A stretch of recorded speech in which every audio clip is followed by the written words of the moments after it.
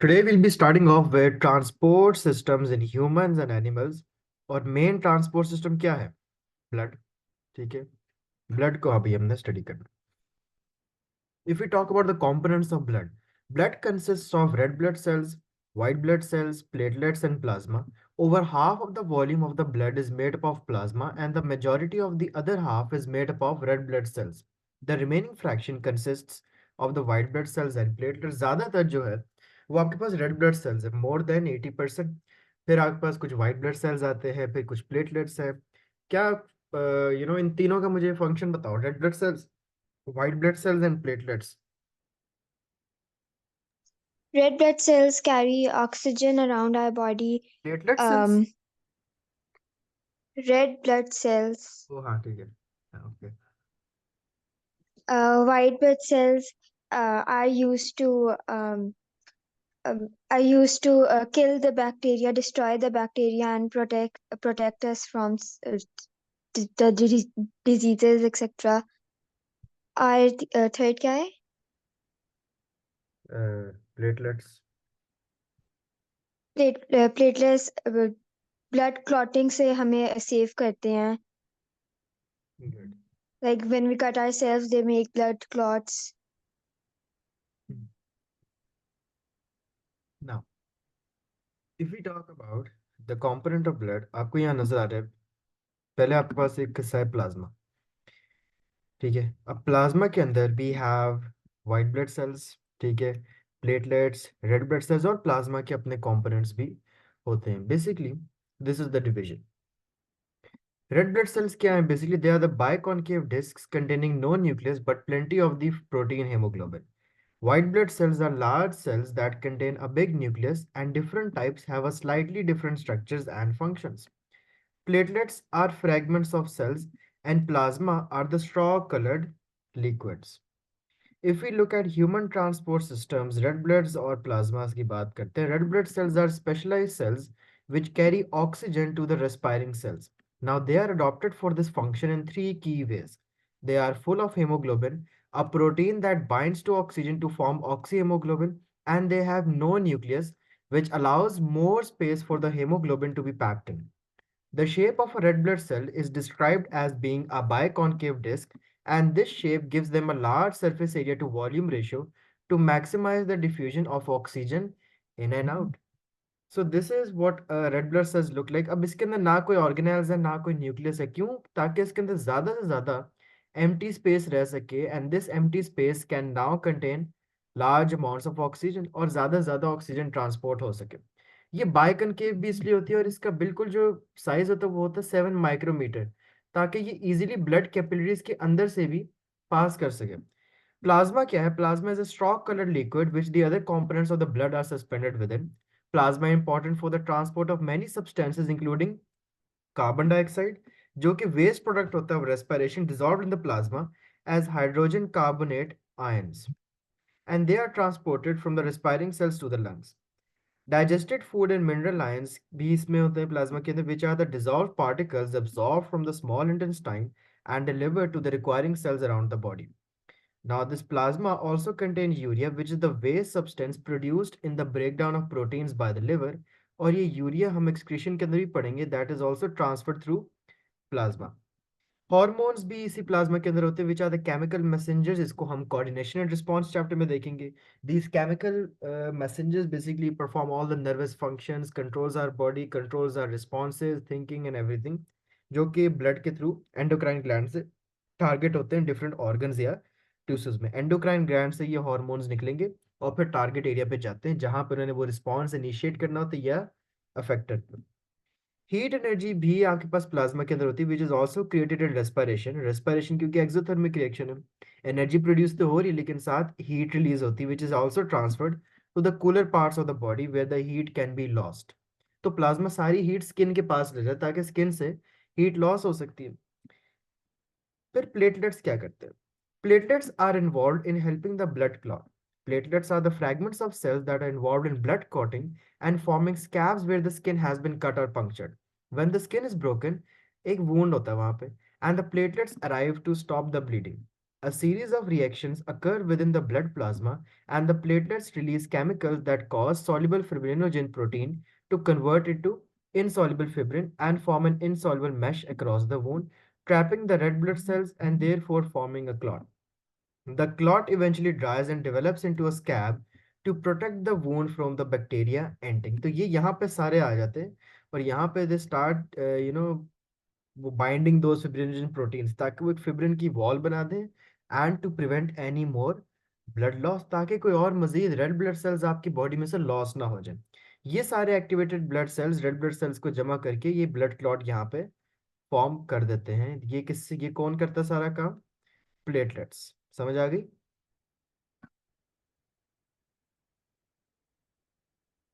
So, what is the importance of blood clotting?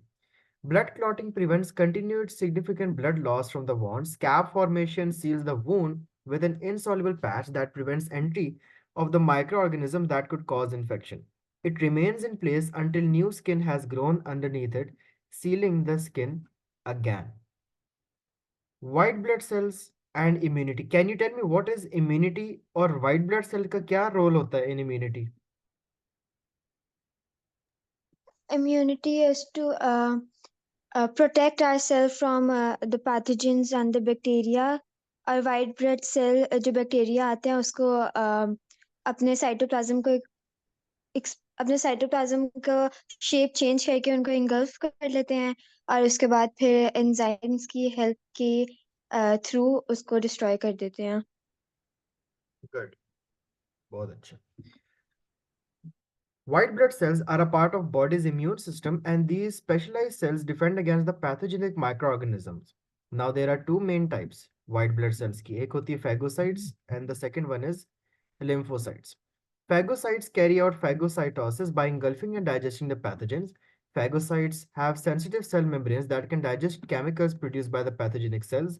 Once they encounter the pathogenic cell, अब ये pathogenic आ रहा होता है इस वाइट ब्लड सेल की तरफ, ये वाइट ब्लड सेल यहाँ से अपनी मेम्ब्रेन निकालेगा और उस पैथोजन को बिल्कुल यहाँ अपने अंदर इंगल्फ करना स्टार्ट कर देगा। This is known as phagocytosis. फिर जैसे ही ये पैथोजन इस सेल के अंदर आ जाएगा, अब इसके ऊपर उस वाइट ब्लड सेल्स के अपने एंजाइम एक्ट करने लग जाएंगे और इसको तोड़ने लगेंगे। This is a non specific immune response. बंदे को मतलब कि वैक्सीन लगी हो ना होनी, ये एक इम्यून रिस्पॉन्स बॉडी में जनरेट होना ही होता है। Phagocytes can easily be recognized under the microscope by their multi-lobed nucleus and their granular cytoplasm. This is what a phagocytes look like. ये देखो ये एक पैथोजन आ रहा है, अब इस पैथोजन को ये इंगल्फ कर लेगा। इंगल्फ जब कर लेगा, अब वाइट ब्लड सेल्स के अंदर ना ये ग्रेन्यूल्स होते हैं, पहले से पड़े हुए इन ग्रेन्यूल्स के अंदर होते हैं डाइजेस्टिव एंजाइम्स। ये पकड़ेंगे इस पैथोजन को और उसको खाना शुरू कर देंगे। Lymphocytes are the second types of white blood cell that can be easily recognized under the microscope by their large round nucleus, which takes up nearly the whole cell, and their clear non-granular cytoplasm. Non-granular मतलब क्या होता है? This is known as a granular, मतलब ये एक तो ये granular होगा, ठीक है। ग्रेन्यूलर, ये देखो ग्रेन्यूल्स है अंदर, उधर ग्रेन्यूल्स नहीं होते। Lymphocytes produce antibodies. एंटीबॉडीज क्या होती है? ये एक वाई शेप्ड प्रोटीन्स होती हैं that is specific for every antigen. Covid की अपनी एंटीबॉडी होंगी, मलेरिया की अपनी एंटीबॉडीज होंगी, टाइफॉइड की अपनी एंटीबॉडीज होंगी। So this is a specific type of immune response as the antibodies produce will only fit one type of antigen on a pathogen. So you can see over here lymphocyte 1. Now the antibodies which have a complementary shape to antigens on a pathogen are produced to enhance an immune response.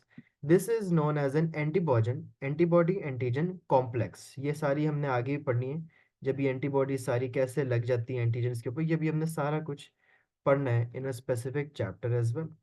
Each lymphocyte would only produce one type of antibody. अगर मेरे Covid आया, मेरे virus में मेरी body में Covid आया, उस वक्त कोविड की एंटीबॉडीज बनी है क्योंकि मेरे लिम्फोसाइट्स ने फोकस ही कोविड पे किया।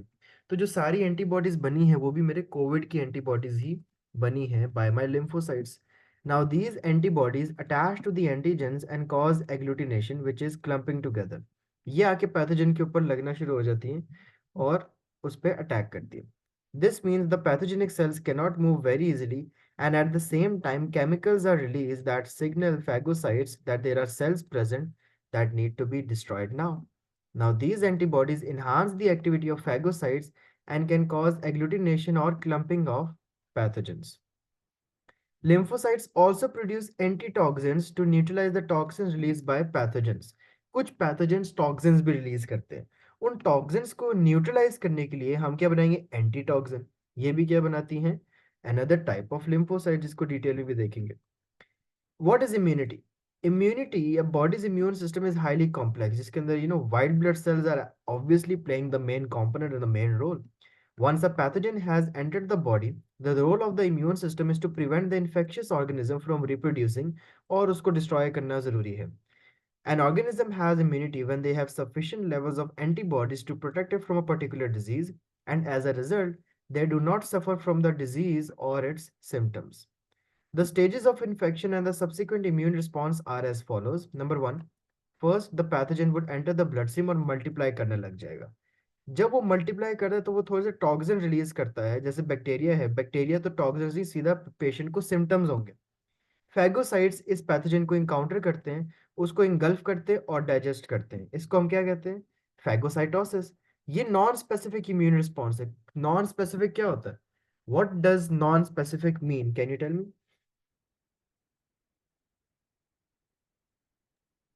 जो बैक्टीरिया होता है उसको स्पेसिफाई करने की जरूरत नहीं होती।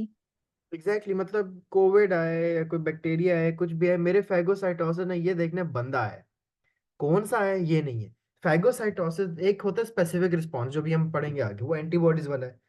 एक होता है नॉन स्पेसिफिक रिस्पॉन्स। कोविड आए, मलेरिया है, डेंगू है, कुछ भी है, ये होना ही होना है, नॉन स्पेसिफिक रिस्पॉन्स है। अब अगर नॉन स्पेसिफिक रिस्पॉन्स के बाद एक स्पेसिफिक रिस्पॉन्स आएगा, कोविड का एक होगा, मलेरिया का अलग होगा, सबका फिर वो अलग अलग होगा। अभी phagocytosis, eventually the pathogen encounters the lymphocyte which recognizes antigens। अब होगा एक स्पेसिफिक रिस्पॉन्स। स्पेसिफिक रिस्पॉन्स तब होगा जब ये एक लिम्फोसाइट से एक साथ एनकाउंटर होगा और वो उसके एंटीजन रिकग्नाइज कर लेगा। अब लिम्फोसाइट उसी एंटीजन जैसी एंटीबॉडीज प्रोड्यूस करने लगेगा, so it can combat that particular pathogen.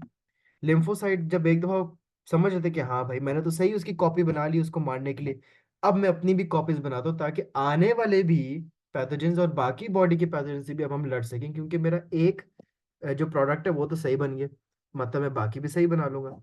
Antibodies called causes agglutination of pathogens, and these phagocytes engulf and digest the agglutinated pathogens। agglutinated का क्या मतलब है?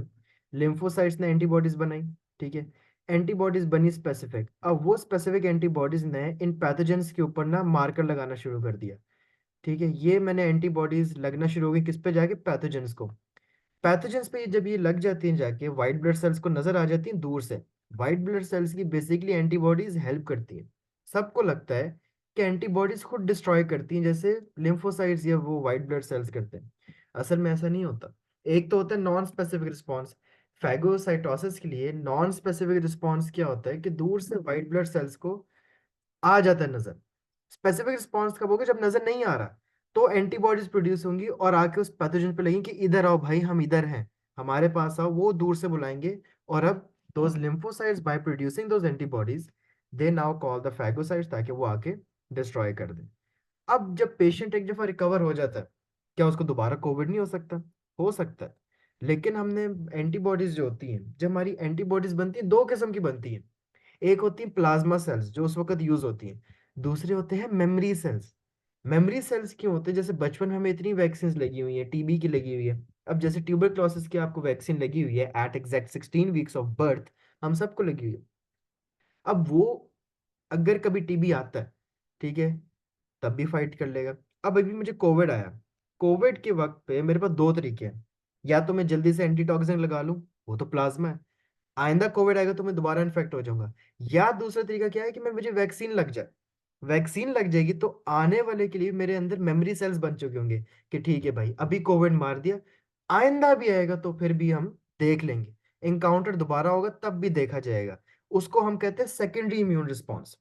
मेमोरी सेल्स आपका सेकेंडरी इम्यून रिस्पॉन्स भी generate कर देते हैं कि अगर आइंदा आएगा तब भी आने वाले जमाने में भी उसको दोबारा लड़ लेंगे हम, क्योंकि अब हमें याद हो गया है कि उसका एंटीजन कैसा दिखता है, कोविड का एंटीजन जैसा भी दिखता है, जब भी आएगा दोबारा हम उसको देख लेंगे। These memory cells can produce much larger quantities of the required antibody in much shorter time to fight off the pathogen before the patient suffers any symptoms or any suffers.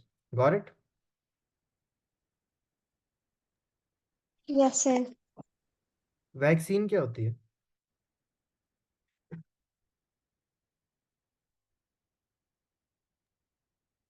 किसी को किसी पैथोजन से immune करने के लिए vaccine लगाते हैं ताकि वो बेसिकली वैक्सीन के अंदर फेक एंटीजन्स होते हैं जो कि जाते हैं और लिम्फोसाइट्स वगैरह को करते हैं, और लिम्फोसाइट्स वगैरह को लगता है कि these are the real antigens, जिसकी वजह से वो लोग रिस्पॉन्स करते हैं, उसको ब्रेक करते हैं, और फिर they get used to it. तो जब फिर रियल एंटीजन एंटर करता है बॉडी को तो फिर वो आराम से उसको डिस्ट्रॉय कर सकते हैं। Good. So, vaccines are used to induce immunity to infectious diseases. A vaccine contains harmless versions of a pathogen, and there are several different methods by which scientists ensure that vaccines contain harmless pathogens, such as killing the pathogen. पहले हम उस pathogen को मार देंगे vaccine में डालने से पहले, या फिर अगर मार नहीं रहे तो वी वुड डू समथिंग कि वो पैथोजन ग्रो या डिवाइड नहीं कर सकेगा। उसको हम कहते हैं एटेन्यूएटेड वैक्सीन। इसको हम कहते हैं किल्ड वैक्सीन। जो पहली टाइप की होती है वो होती है किल्ड वैक्सीन। या हम क्या करेंगे कि उस फ्रैगमेंट्स के कुछ हिस्से ले लें, rather than the whole cell, पूरा सेल ना लें। अब ये जब वैक्सीन, इन तीनों में से कोई एक वैक्सीन बन गई, it can be administered orally. Orally कौन सी होती है? पोलियो की वैक्सीन, ठीक है। नेजली वैक्सीन, नेजली नेजली न्यूमोकॉकल की नेजली होती है। इंजेक्शन, इंजेक्शन कोविड, कोविड भी तो इंजेक्शन की थ्रू थी। For example, the most latest vaccine being introduced in the world right now is COVID-19 vaccine as well। ये मेरा लेक्चर मेरे ख्याल से था कोई 2020 का लेक्चर है ये। तब मैंने पढ़ाया था, उन दिनों कोविड वैक्सीन ही बन रही थी दुनिया में, बहुत टाइप्स बनी, AstraZeneca, Pfizer, Sinovac, CanSino, और all these we are working that. So how does vaccines work, वो तो आपने मुझे सारा बता दिया, तो इसको हम एक दफा जल्दी से देखते हैं। Once in the bloodstream, the antigens contained within the vaccine can trigger an immune response in the following way। दो तरीके हैं ना, मैं हूं आप हो, मुझे कोविड हो गया, ठीक है, मेरे अंदर इम्यून रिस्पॉन्स जनरेट हो चुका है, ठीक है, मैं ठीक भी हो गया हूँ, मेरे मेमोरी सेल्स भी बन गए, मुझे वैक्सीन की जरूरत तो नहीं पड़ी, ठीक है। आपको कोविड नहीं हुआ, लेकिन आपने होने भी नहीं देना, क्या करोगे, हम आपके अंदर भी कोविड डाल देंगे, डेड किस्म का, ठीक है। अब वो डेड कोविड, आपके अंदर भी इम्यून रिस्पॉन्स जनरेट हुआ है, और आपके अंदर भी अब एंटीजेंस बन गए, मेरे अंदर ही बने, आपके अंदर बने, मैंने बस वैक्सीन नहीं लगवाई थी, लेकिन मेरे अंदर भी एक इम्यून रिस्पॉन्स जनरेट हो गया, और मेरे अंदर जो हुआ है ना, वो ज्यादा स्ट्रॉन्गर है देन द वैक्सीन वन। मुझे जो हुई है that is natural active immunity. आपको जो मिली है, आपको वैक्सीन से मिली है नेचुरल पैसिव इम्यूनिटी, ठीक है। मुझे जैसे कोविड हुआ, आपको कोविड नहीं हुआ, but you got a vaccine. Virus मेरे अंदर भी गया, लाइव वायरस। लाइव वायरस के अगेंस्ट जो मेरी एंटीबॉडीज बनी थी वो बहुत ज्यादा स्ट्रॉन्गर है, rather than the killed virus जो आपके थ्रू इंजेक्शन में गया था। समझ आइए। अब जी अभी सर। हम वैक्सीन्स को देख रहे हैं। Lymphocyte recognise the antigen the blood stream, the activated lymphocytes produce antibodies specific to the antigen encountered, और फिर मेमोरी सेल्स और एंटीबॉडीज बन जाएंगी आपकी ब्लड स्ट्रीम के अंदर। So, a weak or dead form of the germ is introduced. This sparks your immune response to develop the antibodies that remember the germ, and then these antibodies fight off the germ if it ever invades again. So, a harmless pathogen is inducted. Antigens trigger an immune response, जो कि बहुत दिन भी लगा सकता है to activate as well। फिर complementary antibodies release की जाती हैं उस पैथोजन के खिलाफ या एंटीजन के खिलाफ, और फिर मेमोरी सेल्स भी साथ ही साथ प्रोड्यूस हो जाते हैं, ताकि if the antigen is encountered again, antibodies are produced much faster। We call this long-term immunity। Future infection by the same pathogen will trigger a response that is much faster and much larger compared to the initial response। Due to the rapid nature of the response, the pathogen is unable to cause disease and the individual is said to be immune। अब ये graph क्या दिखा रहा है? This graph is showing the number of measles antibodies in the blood following vaccination. The secondary response is much faster and a greater number of antibodies are produced। Can you tell me secondary response ज़्यादा faster क्यों है वैसे?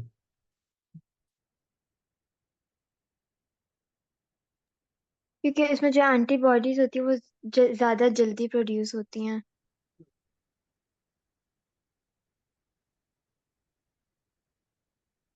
And why is that? क्योंकि उनको पता because होता है कैसा जी, दिखना है। because they already know the type of the pathogen which can enter in the body. Good। क्या इंपॉर्टेंस हुई फिर वैक्सीनेशन की?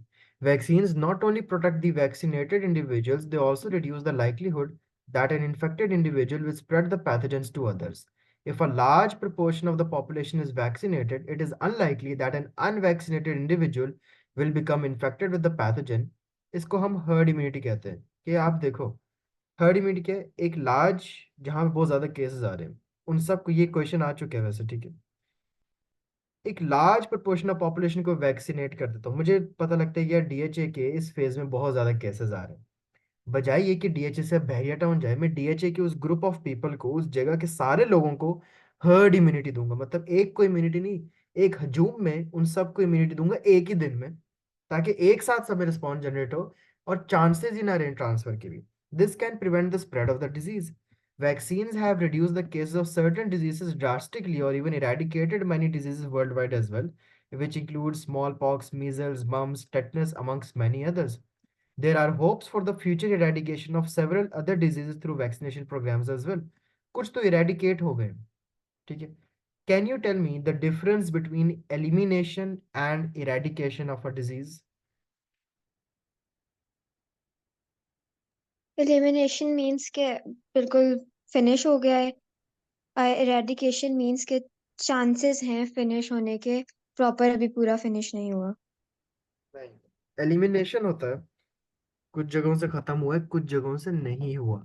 इरेडिकेट का मतलब है जड़ से ही खत्म कर दिए, दुनिया में ही नहीं वापस आ सकता। समझ आ गई? फॉर एग्जाम्पल, जी। Smallpox has been eradicated, मतलब दुनिया से खत्म। लेकिन जो पोलियो है, polio has been eliminated, not eradicated. मुझे बताओ कौन से दो मुल्क हैं दुनिया में जहां पे अभी तक पोलियो है? हम्म, पता नहीं। पाकिस्तान, अफगानिस्तान। Got it? ये दो मुल्क रह यस गए सर। जहाँ पोलियो है, ठीक है, हर 2 साल बाद एक केस आ जाता है। So there are hopes for future eradication of several other disease as well, जैसे कि polio, HIV, malaria and COVID-19। There are some disadvantages of vaccines that how reduce how effective vaccination programs can be, क्योंकि pathogens जो हैं, अब pathogen ये तो नहीं कि आपने एक दफा कोविड की वैक्सीन लगा दी वो हमेशा के लिए चलेगी। It's not always possible. Mutagens होते हैं, म्यूटेशन भी हो सकती है, वो चेंज भी हो सकता है। म्यूटेशन क्या होती है? Change in the DNA, change in the change gene of a DNA. Gene of DNA, ठीक है। अब क्या कोविड की म्यूटेशन आई थी या है?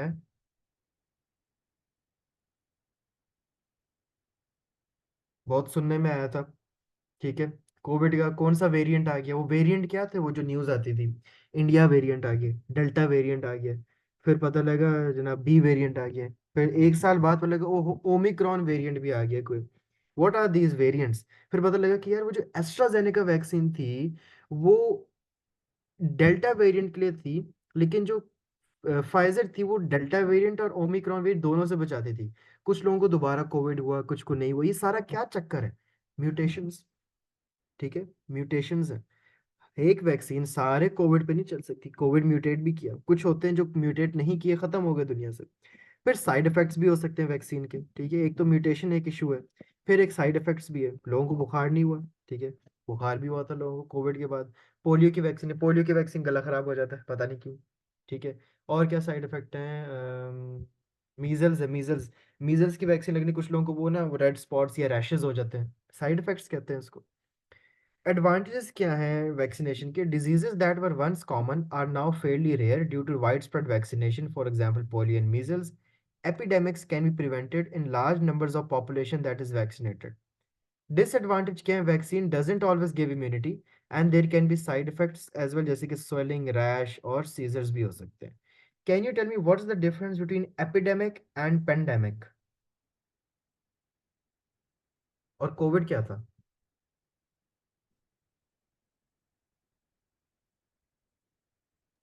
Not sure sir. एपिडेमिक होता है एक कंट्री में, जैसे कि डेंगी है, dinghy is epidemic in Pakistan. Pandemic फिर क्या होगा? ग्लोबली। पूरे। पैंडेमिक हाँ, ग्लोबल। ग्लोबली होता है। पहले चाइना में एपिडेमिक हुआ, फिर ग्लोबली पैंडेमिक हो गया, ठीक है। एक टर्म होती है एंडेमिक, ये पेपर 2 में आती है वहां पे, लेकिन ऑब्वियसली समझाया होता है उन्होंने कि एंडेमिक क्या है, फिर आगे वो आपने सवाल लिखने होता है, P2 होता है। एंडेमिक होता है हमेशा एक कंसिस्टेंटली रहने वाला। कोई ऐसी एग्जांपल है एंडेमिक की जो हर वक्त है? इन्फ्लुएंजा।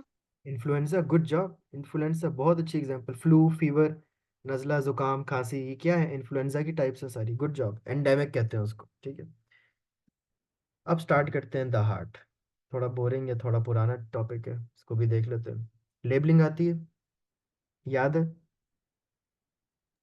नहीं सर, अभी याद नहीं है। नहीं याद, ओके।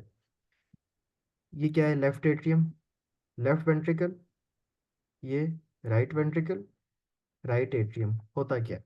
कहीं से शुरू करते हैं। पल्मोनरी वेन जो है वो ब्लड लाई लंग्स टू हार्ट, ठीक है। हार्ट के अंदर आ गया, किस जगह आ गया? लेफ्ट एट्रियम के अंदर आ गया। कहाँ से आया? पल्मोनरी वेन लाई है लंग से। अब जो लंग्स से ये पल्मोनरी वेन ब्लड लाई है उसको पंप कौन करेगा बॉडी में? क्योंकि लंग्स क्या करती हैं? ऑक्सीनेटेड ब्लड बनाती हैं। उन्होंने भेजा हार्ट में कि भाई पूरी बॉडी में पंप तो कर दे। वो पंप कौन करेगा? Left ventricle. लेफ्ट वेंट्रिकल किसकी हेल्प से पंप करेगा? आयोटा की। आयोटा की हेल्प से वो पंप करेगा। जब पंप कर दिया, बॉडी ने वो ब्लड यूज कर दिया, गंदा ब्लड वापस भेजा। गंदा ब्लड किसके थ्रू वापस भेजा? वेना कावा के। वेना कावा के थ्रू भेजा राइट एट्रियम के अंदर की, हमारे पास ये गंदा ब्लड था, अब नया भेजा इसको साफ करके। राइट एट्रियम ने वो गंदा वाला ब्लड राइट वेंट्रिकल में भेजा, और राइट वेंट्रिकल ने क्या किया? किधर है भाई वो वेन? कहाँ गई एक? पल्मोनरी, हाँ। राइट वेंट्रिकल ने पल्मोनरी आर्टरी के थ्रू ये डीऑक्सीनेटेड ब्लड वापस लंग्स को भेजा। सारी arteries carry oxygenated blood, all veins carry deoxygenated blood, सिवाय पल्मोनरी आर्टरी और पल्मोनरी वेन के। पल्मोनरी आर्टरी में डीऑक्सीनेटेड होता है, पल्मोनरी वेन में ऑक्सीजनेटेड होता है। The heart organ is a double pump. Oxygenated blood from the lungs enter the left side of the heart and is pumped to the rest of the body. Left ventricle का एक thicker muscle होता है, क्यों? ताकि high blood pressure, उसने पूरी body में blood भेजना है तो उसको ज्यादा प्रेशर करना है। Deoxygenated blood from the body enters the right side of the heart and is pumped to the lungs, and the right ventricle is pumping blood at the lower pressure to the lungs. बीच में एक septum line होती है, ये वाली, जो कि दोनों chambers को सेपरेट करती है। Blood is pumped towards the heart in veins and away from the heart and arteries. The coronary arteries supply the cardiac muscle tissue of the heart with oxygenated blood, and as the heart is a muscle, it needs a constant supply of oxygen and for aerobic respiration to release energy to allow continued muscle contraction. Valves are present to prevent blood flowing backwards. So this is the heart, ठीक है। आपके पास एक तरफ oxygenated blood है और एक तरफ यहाँ पे पूरा डीऑक्सीनेटेड ब्लड है। Deoxygenated blood coming from the body flows through the vena cava into the right atrium. The atrium contracts and the blood is forced to the tricuspid valve in the right ventricle. Ventricle contract करता है और blood push through करता है। ये सारी वो detail लिखी है, मैं एक वीडियो आपको भेजनी है, वो आपने एक वीडियो बस देखनी है, उससे आपको सारा कुछ समझ आ जाएगा। और ये मैंने पूरी यहाँ पे एक सीक्वेंस बनाई हुई है already, that is going to help you in all of your questions. Heart rate and exercise. Heart rate क्या होता है? कितनी दफा आपका हार्ट बीट कर रहा है? नॉर्मल हार्ट रेट क्या होता है? 70 to 80। 70 to 80 is a normal pulse rate. The natural resting heart is controlled by a group of cells located in right atrium called the pacemaker. ये pacemaker जिसको हम sinoatrial node भी कहते हैं, SAN, ये बेसिकली कॉन्ट्रैक्शन कि heart कब relax contract करे उसको कंट्रोल करता है through electrical impulses which initiate the contraction in the cardiac muscle as well. Heart का काम है pumping the blood around the body in order to supply oxygen and glucose to the respiring cells. And the blood also removes the waste products from the respiring cells. During exercise, the cells of the muscle respire more rapidly in order to provide energy for the muscle contraction. अगर respiration aerobic भी हो, फिर moderate हो, और फिर anaerobic कब होने लगती है? जब ऑक्सीजन खत्म, आपकी इंटेंसिटी बढ़ती जा रही है एक्सरसाइज की और आपको ज्यादा ज्यादा ऑक्सीजन चाहिए। An increase in respiration means an increase in the requirement for oxygen and glucose, as well as an increase in production of the waste products that need to be removed. The nervous system responds to this requirement by stimulating the following changes. Heart rate increases to deliver oxygen and glucose and remove waste more frequently. The volume pumped out of the heart also increases. और फिर वो एक adrenaline भी आपका बढ़ जाता है। Adrenaline एक हार्मोन होता है दैट इंक्रीजेज द फाइट और फ्लाइट रिस्पॉन्स। फिर वो एंड पे वो लैक्टिक एसिड बहुत ज़्यादा जमा हो जाता है, और ये सारी वो डिटेल है विच फिर वरना वो बहुत आज के लिए बहुत ज़्यादा हो जाएगी, सारा आपको समझ नहीं आएगा आगे। Coronary heart disease, blood vessels और वेन्स, ये वाला थोड़ा टफ टॉपिक है। चलो इसको फिर हम कल वाली क्लास में डिस्कस कर